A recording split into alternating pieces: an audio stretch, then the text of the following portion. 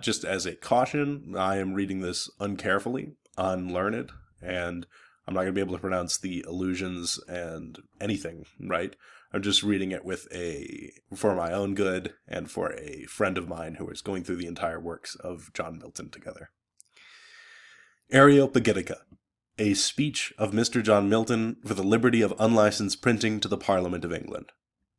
This is true liberty, when free-born men, having to advise the public, may speak free, which he who can and will deserves high praise, who neither can nor will may hold his peace. What can be juster in a state than this? Euripides.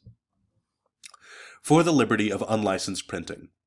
They who to states and governors of the Commonwealth direct their speech, High Court of Parliament, or wanting such access in private condition, write that which they foresee may advance the public good, I suppose them as at the beginning of no mean endeavour, not a little altered and moved inwardly in their minds, some with doubt of what will be the success, others with fear of what will be the censure. Some with hope, others with confidence of what they have to speak, and me perhaps. Each of these dispositions, as the subject was whereon I entered, may have at other times variously affected, and likely might in these foremost expressions now also disclose which of them swayed most, but that the very attempt of this address thus made, and the thought of whom it hath recourse to, hath got the power within me to a passion far more welcome than incidental to a preface, which, though I stay not to confess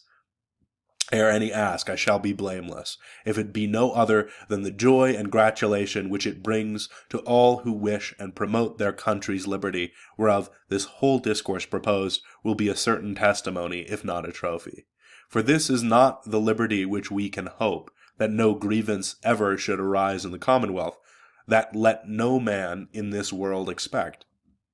But when complaints are freely heard, deeply considered, and speedily reformed, then is the utmost bound of civil liberty attained, that wise men look for, to which if I now manifest by the very sound of this which I shall utter, that we are already in good part arrived, and yet from such a steep disadvantage of tyranny and superstition grounded into our principles, as was beyond the manhood of a Roman recovery. It will be attributed first, as is most due, to the strong assistance of God our deliverer, next to your faithful guidance and undaunted wisdom, lords and commons of England. Neither is it in God's esteem the diminution of his glory when honourable things are spoken of good men and worthy magistrates, which if I now first should begin to do, after so fair a progress of your laudable deeds, and such a long obligement upon the whole realm, to your indefatigable virtues, I might be justly reckoned among the tardiest and the unwillingest of them that praise ye. Nevertheless, there being three principal things, without which all praising is but courtship and flattery. First, when that only is praised which is solidly worth praise. Next, when greatest likelihoods are brought that such things are truly and really in those persons to whom they are ascribed. The other, when he who praises, by showing that such his actual persuasion is of whom he writes, can demonstrate that he flatters not. The former two of these I have heretofore endeavored, rescuing the employment from him who went about to impair your merits with a trivial and malignant encomium. The latter as belonging chiefly to mine own acquittal, that whom I so extolled I did not flatter, hath been reserved opportunely to this occasion. For he who freely magnifies what hath been nobly done, and fears not to declare as freely what might be done better, gives ye the best covenant of his fidelity, and that his loyalest affection and his hope waits on your proceedings. His highest praising is not flattery, and his plainest advice is a kind of praising. For though I should affirm and hold by argument that it would fare better with truth, with learning, and the Commonwealth, if one of your published orders, which I should name, were called in, yet at the same time it could not but much redound to the lustre of your mild and equal government, when as private persons are hereby animated to think ye better pleased with public advice than other statists have been delighted heretofore with public flattery. And men will then see what difference there is between the magnanimity of a triennial parliament and that jealous haughtiness of prelates and cabin councillors that usurped of late, when as they shall observe ye in the midst of your victories and successes, more gently brooking written exceptions against a voted order than other courts, which had produced nothing worth memory, but the weak ostentation of wealth, would have endured the least signified dislike at any sudden proclamation. If I should thus far presume upon the meek demeanour of your civil and gentle greatness, lords and commons, as what your published order hath directly said, that to gainsay I might defend myself with ease, if any should accuse me of being new or insolent, did they but know how much better I find ye esteem it, to imitate the old and elegant humanity of Greece than the barbaric pride of a Hunnish and Norwegian state lines. And out of those ages, to whose polite wisdom and letters we owe that we are not yet Goths and Jutlanders, I could name him who from his private house wrote that discourse to the Parliament of Athens, that persuades them to change the form of democracy, which was then established. Such honor was done in those days to men who professed the study of wisdom and eloquence not only in their own country, but in other lands, that cities and signores heard them gladly and with great respect if they had aught to public to admonish the state. Thus did Dion Prusaeus, a stranger and a private orator, counsel the Rhodians against a former edict. And I abound with other like examples, which to set here would be superfluous. But if from the industry of a life wholly dedicated to studious labors, and those natural endowments,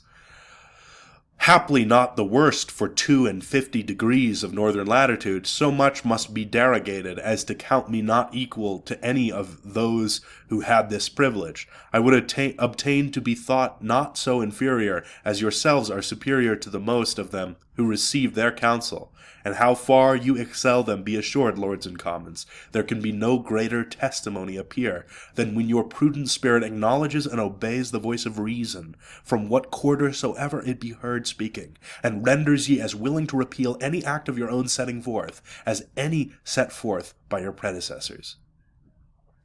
If ye be thus resolved, as it were injury to think ye were not, I know not what should withhold me from presenting ye with fit instance, wherein to show both that love of truth which ye eminently profess, and that uprightness of your judgment which is not wont to be partial to yourselves, by judging over again